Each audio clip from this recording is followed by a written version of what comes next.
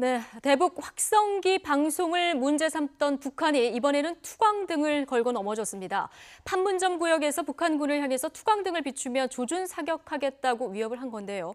유엔 안보리가 북한 탄도미사일 발사를 강력 규탄하는 성명을 내자 판문점 긴장 수위를 높인 것으로 보입니다. 자, 북한이 5차 핵실험을 위해서 명분을 쌓는 게 아니냐 의심도 사고 있는데요. 문성묵 한국국가전략연구원 통일전략센터장 모시고 자세한 얘기 나눠보겠습니다.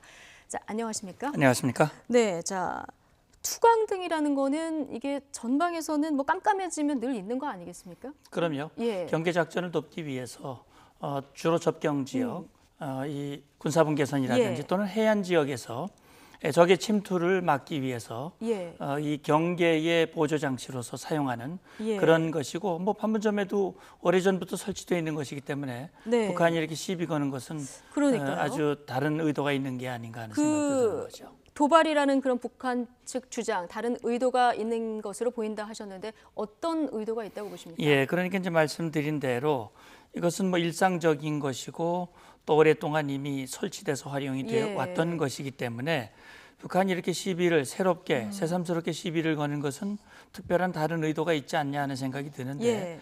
일단은 지금 시기적으로 보면 한미연합연습이 이제 22일 날 시작이 돼가지고 예. UFG 연습이 지금 진행되고 있습니다. 네. 따라서 UFG 연습은 북한으로서는 참 눈에 가시 같은 그런 연습인데 어떤 형태로든 거기에 대한 반발을 해야 되는 것이고 예. 막 그 연장선상에서 나왔을 가능성도 있고요. 그러면은 이제 단순한 협박인지 아니면 실제 구체적인 계획도 있을까요? 예, 지금으로서는 협박성 경고에 더 무게를 두고 싶습니다만 예. 그러나 그것을 행동으로 이어갈 그런 계획을 가지고 있을 가능성도 배제할 수는 없는 것이죠. 네. 지금 이 투광등에 대해서요. 용납 못할 도발의 수단으로 낙인된 이상 무자비한 조준 사격을 면치 못할 거다. 우리 군대는 빈말하지 않는다. 이렇게까지 얘기를 했거든요. 이거 선제 타격 가능성도 있습니까? 예, 과거에 이제 우리가 우리 시청자 여러분들께서 아마 기억이 나실 텐데 2010년 3월에 천안함 폭침이 있었고 예. 우리 정부와 군이 북한의 그 도발에 대해서 응징 조치로서 5.24 조치, 네. 그다음에 군은 확성기를 세웠어요. 그때 북한이 조준 타격하겠다고 얘기를 했습니다만 예. 그걸 뭐 행동으로 옮기진 않았죠. 물론 방송을 하지 않았습니다만 네. 작년 같은 경우 북한의 목함지뢰 도발 때 우리 확성기를 향해서 조준 타격하겠다. 확성기를 향해서 조준 타격은 못했어요. 우리 향해서 포격은 가해왔지만 따라서 이번에 북한이 그런 말을 하고 있는데 실제 자기들의 말이 빈말이 아니라는 것을 보여주기 위한 무모한 행동을 할 가능성도 전혀 배제할 수 없는 배제할 것이기 수는 때문에 없는 상황이다. 우리가 대비를 철저히 해야 되겠죠. 그 최근에는 판문점 내 북한 지역의 탈북자 막기 위해서 지뢰도 배설하지 않았습니까? 그렇습니다. 예. 아마 북한으로서는 판문점 일대 또 전방위적으로 군사분 개선 일대에 지뢰를 많이 매설하는 동향들이 포착이 됐거든요. 네. 북한은 뭐 우리 대한민국과 미국이 6.25 전쟁 이후에 북한을 먼저 침략하지 않는다는 거는 잘 알고 있기 때문에 예. 그 지뢰의 매설은 역시 우리가 지금 진행하고 있는 대북 확성기 방송에 동요되는 북한 군인들이 혹시 탈북을 할까 봐 그걸 막기 위해서 이제 판문점에 지뢰를 설치했는데 그것은 정전협정의 명백한 위반입니다. 따라서 유엔군 사령부가 경고를 한 적이 있었지요. 네. 과거에도 보면은 판문점에서 북한이 여러 차례 도발을 했는데 대표적인 게 1976년에 있었던 8.18 도끼 만행 사건입니다. 도끼 만행 사건. 따라서 이런 극단적인 사건을 가지고 뭔가 국면을 이 전환하려고 하는 그런 시도를 할 수도 있기 때문에 또 할 수도 있기 거기에 때문에. 대한 대비가 필요한 것이죠. 긴장의 끈은 늦추지 말아야 되겠군요. 자, 유엔 안전보장이사회가 북한의 SLBM 잠수함 탄도미사일 발사를 감행한 것에 대해서 이제 규탄하는 성명을 냈고요. 북한도 예상대로 강력 반발하지 않았습니까? 그러면서 군사 대국으로서 사변적인 행동 조치들을 계속 보여줄 것이다 이렇게 위협을 했거든요. 네. 사변적인 행동이라는 건 뭡니까? 우리가 사변이란 말은 보통 을미사변, 보통 유교사변 이럴 때 좀 부정적일 때 쓰지 않습니까? 그렇죠. 북한은 좀 다른가 봐요. 우리로서는 부정적인 표현을 쓰지만 예. 북한은 그 사변이라는 거를 김정일이나 김정은 네. 최고 지도자의 업적을 부각시킬 때 네. 사변적인 그런 일로 표현을 예. 하거든요. 네네. 그러니까 북한이 뭐 핵실험에 성공을 했다든지 장거리 미사일 발사를 했다든지 예. 최근에 SLBM 발사를 해놓고 김정은이 나와서 이 성공 중에 성공이라고 그랬거든요. 네네. 북한식 표현으로 말한다면 사변적인 조치인데 예. 이렇게 북한이 군사 대국으로서 사변적인 행동 조치를 보여줄 것이다.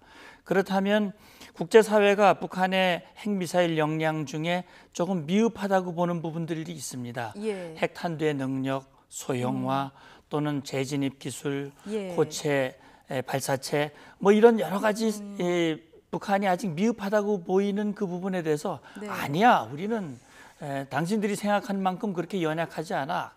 강력한 힘을 가지고 있어. 더 사변적인 일을 할 수 그럼요. 있어. 그런 것들을 예. 하겠다라고 하는 협박성 메시지라고 볼 수 있는 거지요. 그러니까요. 다계단으로 사변적 행동 조치할 것이다. 김정은이 이제 SLBM 발사 참관 자리에서도 이런 말을 하지 않았습니까? 그럼 말씀하신 대로 지금 어떤 것들을 북한이 할까? 예. 핵탄두 폭발 실험할까? 5차 핵실험할까? 이런 또 우려들이 나오고 있거든요. 네, 그럴 가능성을 배제할 예. 수 없습니다. 김정은이 지난 3월 15일 날 그런 얘기를 했습니다.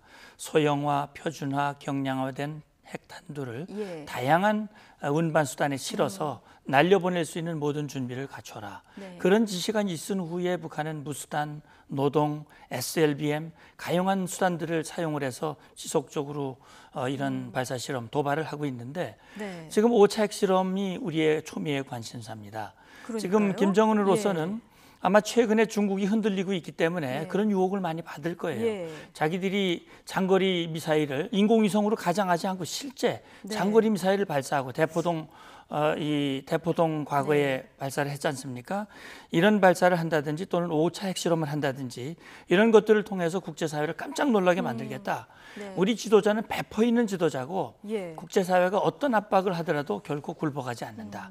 그런 걸 보여주고 싶어하는 그런 어떤 도발성 행동을 할 가능성이 있는 거죠. 그럼 만약에 5차 핵실험을 한다면 언제쯤 할 걸로 예상을 할 수 있을까요? 예, 지금으로서는 딱히 언제 할 것이다라고 단정할 수는 없습니다만 예. 최근에 북한의 풍계리 핵실험장 움직임이라든지 이런 것들을 봤을 때 지금 북한의 정치 일정들이 있습니다. 9월 네. 달에도 있고 10월 달에도 있고 당 창건 기념일이라든지 정부 수립일이라든지 이런 계기를 활용을 해서 김정은의 업적을 최대한 부각시키고 지금 북한 내부의 엘리트층의 동요가 예. 보이고 있고 여러 가지 그런 상황 속에서 뭔가 그런 극약 처방을 할 가능성을 배제할 수는 없습니다. 예.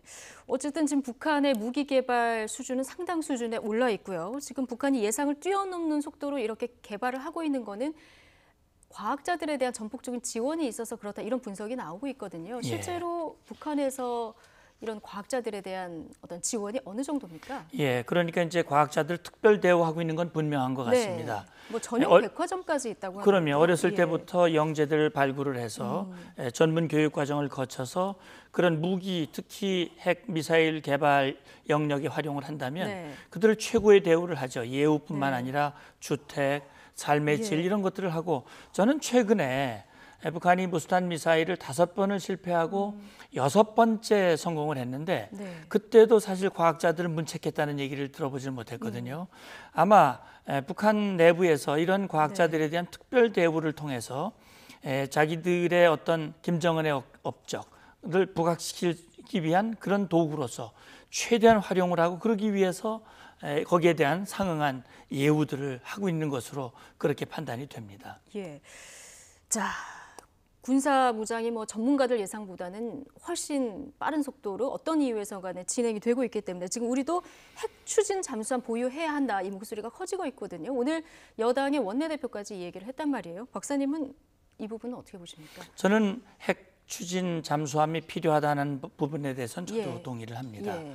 다만 그동안 우리가 이 핵 추진 잠수함을 현실적으로 추진하지 않았던 여러 가지 이유들이 있는 것이죠. 사실 지난 노무현 정부 때도 한번 시도했다가 실패하지 않았습니까? 그렇습니다. 예. 이제 우리가 핵 추진 잠수함의 필요성은 북한의 SLBM 특히 북한이 추가적으로 잠수함을 건조하고 네. 있기 때문에 그것을 제대로 막으려면 아예 초동 단계부터 그걸 감시하고 추적하고 선제 파괴할 수 있는 그런 역량을 구비하려면 이런 역량이 우리에게 필요한 것인데 우리가 이것을 건조하는 과정에서 극복해야 할 그런 난제들도 함께 있기 때문에 이것이 우리 일방적으로 하기보다는 한미 간에 긴밀히 협의하고 그런 협의해서, 과정들을 통해서 우리 국민들의 의견들을 결집시키고 그렇게 해서 이제 이 필요성을 부각시키고 또 현실에 나가는 네. 그런 노력들이 필요하겠죠. 국민 의견을 물어보고 결집해야 되는 거 이건 좀 중요한 과정인 것 같습니다. 네. 일련의 여러 가지 뭐 사태에서 보면요. 자, 박근혜 대통령도 오늘 확고한 응징 태세를 유지해라 북한의 도발에 대해서 이런 얘기를 했거든요. 지금 북한도 굉장히 강경하고 우리 정부도 강경하단 말이죠. 이 남북 관계 앞으로 살얼음판인데 어떻게 될까요? 예, 그렇습니다. 이제 모든 이 문제의 근원은 북한에게 있는 예. 것이죠. 북한이 핵실험을 하고 추가 미사일을 발사하고 지금까지 금년 들어서 8개월이 지나는 동안 지속적으로 북한이 긴장을 고조시켜 왔고 예. 국제사회의 요구를 외면하고 있거든요. 네. 지금으로서는 북한이 핵을 가지고 있더라도 결코 사용할 수 없도록 또 추가 도발을 할 수 없도록 강력하게 대비하고 응징하는 것만이 북한이 그런 도발을 막는 네. 그런 힘이 되는 것이고 또 김정은의 셈법을 바꾸기 위한 국제사회의 노력이 이어지고 있습니다. 그래서 이런 과정 속에서 이번에야말로 북한이 행동과 판단과 이 조치들을 바꿀 수 있도록 하는 그런데 모든 역량을 집중해야 하는 상황이거든요. 예. 지금 이제 대북 제재 결의안이 나온 지 6개월이 지났습니다. 네.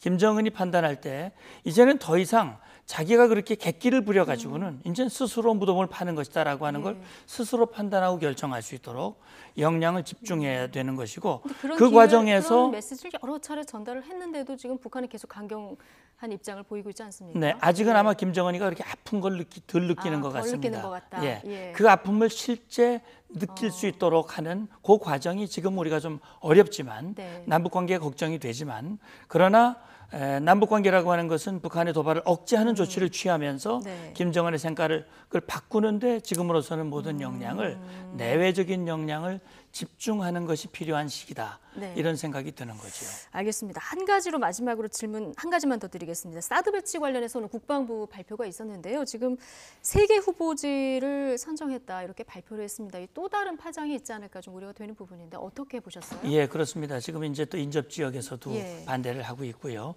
또 일부 야당 대표는 또 공식적으로 당론을 정하겠다고 하는 국론이 분열되는 상황 속에서 이것이 어떤 다른 이 문제로 퍼지지 않을까 하는 그런 예. 우려가 없지는 않습니다만 어쨌든 우리 국민들의 우려는 이해가 됩니다만 예. 우리의 안전을 확보하는 것이야말로 이것보다 중요한 것은 없기 때문에 우리 정부가 이것을 극복을 하고 최단 시간 내에 이 사드 배치를 현실화시킴으로써 북한의 이 핵미사일 위협을 억제하고 대응할 수 있는 그런 대비 태세를 갖추는 것이 중요하다고 생각을 합니다. 최단 시간 내에 아예 배치를 끝내는 것이 더 중요하다. 이렇게 예, 보시는 저는 그렇게 거군요. 생각을 합니다. 예. 알겠습니다. 자, 문성묵 한국국가전략연구원 통일전략센터장과 함께했습니다. 오늘 말씀 고맙습니다. 감사합니다.